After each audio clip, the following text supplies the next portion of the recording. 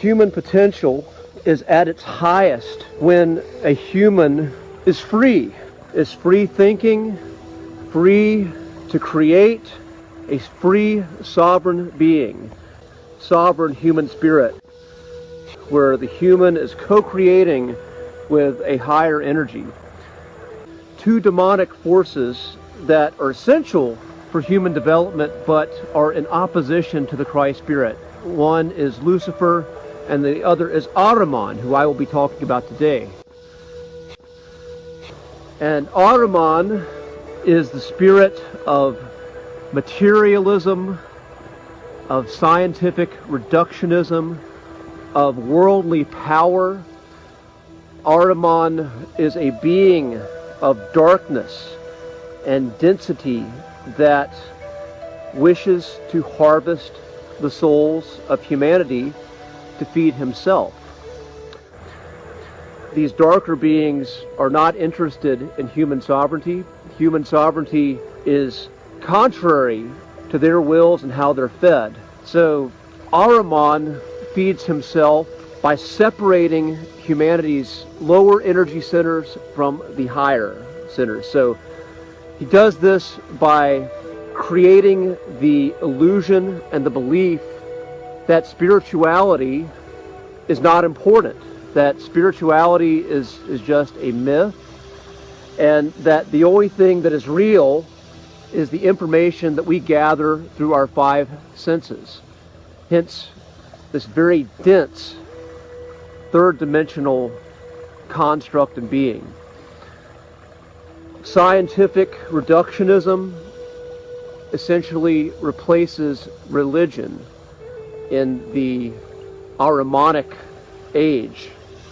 Science and materialism are our priests, essentially. These are the leaders, these are the authorities that we surrender to. And this is the world we're living in today. A world where people have no connection with their heart, no connection with their intuition. We look to the media, we look to scientists, we look to presidents to find the answers. And this is a world that Rudolf Steiner warned about in the 1800s, and we're living it right now. This is the age of Ahriman. And again, this is happening because humanity, the higher centers, the access to higher realms is cut off. We are in our first three chakras, and that is the reality that we're experiencing and giving credence to. Now, the ultimate vision of Ahriman is coming into this world, as we are seeing in this transhumanist movement, hijack the human psyche and cut off access to higher realms completely. They're going to essentially replace that. That's another characteristic, is Ahriman gives you very easy answers. Ahriman is going to give you the answers to which you seek, and humanity will not have to do any work in and of themselves to find the truth. And that's very appealing to people when they're suffering. But again, this quest for understanding, this effort that the human soul goes through to understand what it is and its purpose and its truth, that is essential to the highest power and the highest expression of a human being. And again, Ahriman harvests you by giving you that easy answer and you accepting it, as opposed to doing your own research, building your own intuition, and integrating all of that and finding your own truth. The Ahrimanic deception is looked at as someone who is doing humanity a service. Again, this is the Ahrimanic deception.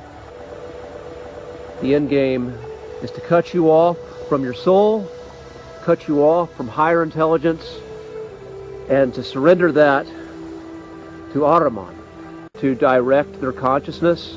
You are surrendering your soul, you are surrendering your autonomy to Ahriman. I think that's the year when they had the Tiananmen Square massacre, and that was, we were shocked. They built a Statue of Liberty, and they wanted freedom, and hundreds of thousands of students gathered at Tiananmen Square, And the communists just rolled out the tanks, machine gunned them en masse, rolled over them with the tanks. The more people got killed by being run over by tanks than got shot. Afterwards, they had to bring in bulldozers to scrape the coagulated blood off the pavement stones, which had accumulated to a depth of 2 feet. That's the Communist Party, but the Communist Party is the Archonic Party, and that's what they do. They kill people. They don't care. They don't care. Look what Mao Zedong, 60, 80 million people, and then Tiananmen Square, they just murdered them by the tens of thousands without a qualm. You think they've gotten a lot nicer since then? They've grown a conscience since then? Policemen that are idiots, that are machines, that are robots, that are perfectly willing to kill their fellow countrymen. A lot of people say, well, we'll all get together and we'll march by the hundreds of thousands and we'll demand our freedom, and then the military and police will join us. No, they won't. No, they won't. No, they won't. They'll shoot you in the head. They don't care. Again, it's the way society and the world works. I mean, I know I come across as being very negative, but I've read a lot of history. I've never seen it go the other way. I've never seen that the soldiers drop their guns and join in with the protesters. Never, ever, ever, ever happened.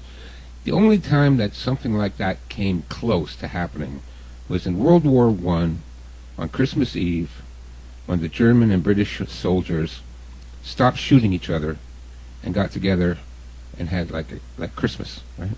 Mm-hmm. But it only lasted for one day, and then they went back to shooting each other. Now, the demiurge is the leader of the Archons. Now, for people who don't understand the term Archons, this comes out of Gnosticism, and the Archons are an interdimensional race or species of pure evil. And it's not just John Lamb Lash. Another person that writes about it is one of my favorite writers, is Colin Wilson, and he wrote a book called The Mind Parasites. And a parasite is another good term for these Archons. They're parasites. They feed off of negative emotions.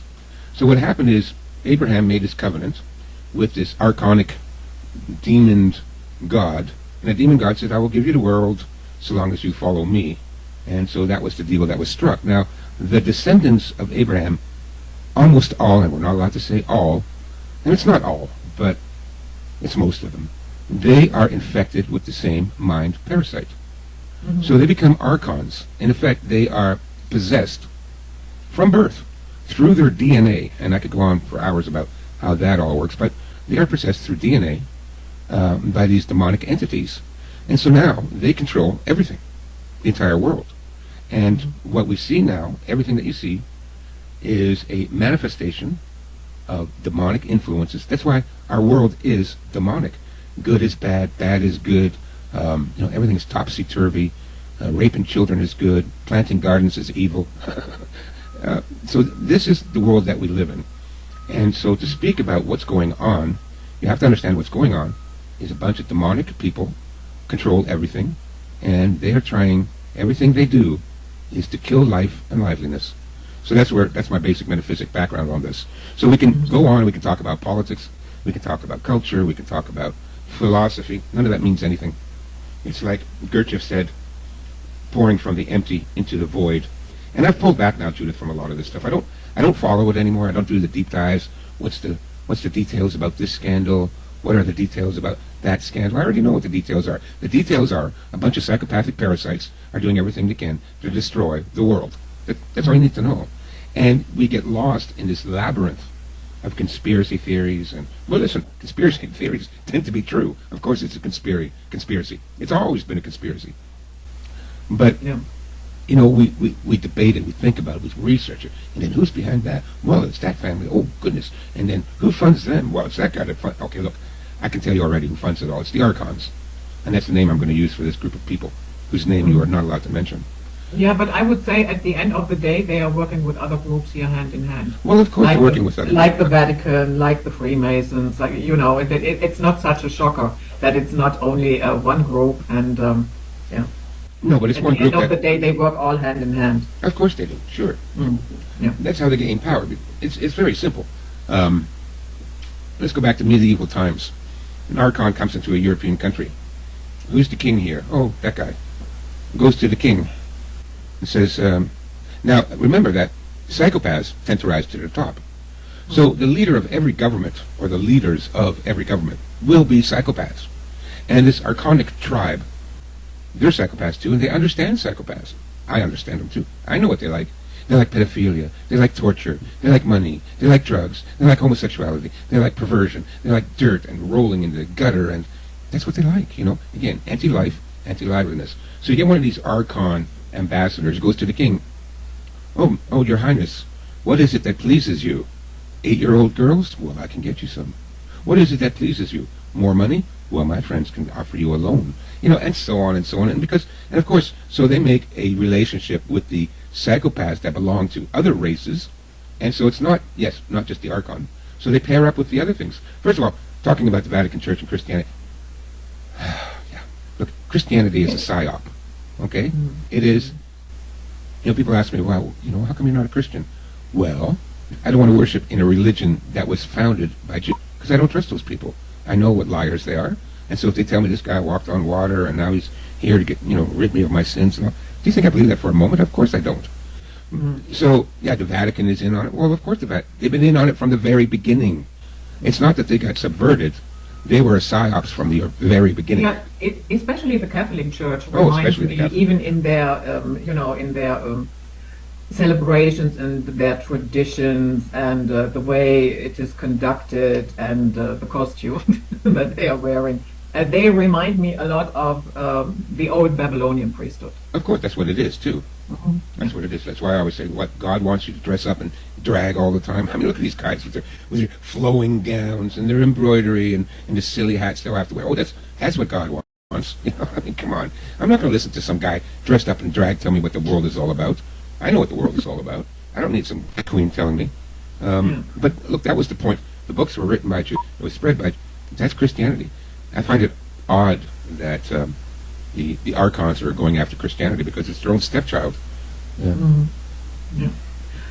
And what I find also interesting is that whenever men rise to power, you know, in certain organizations, then all of a sudden they are portrayed in female clothing. You see that with the priests. You see that with judges. You see that with the Freemason apron. You know what I mean? Yeah, oh, yeah, I know exactly what you mean. Yeah. Every black actor had to do something in drag, right?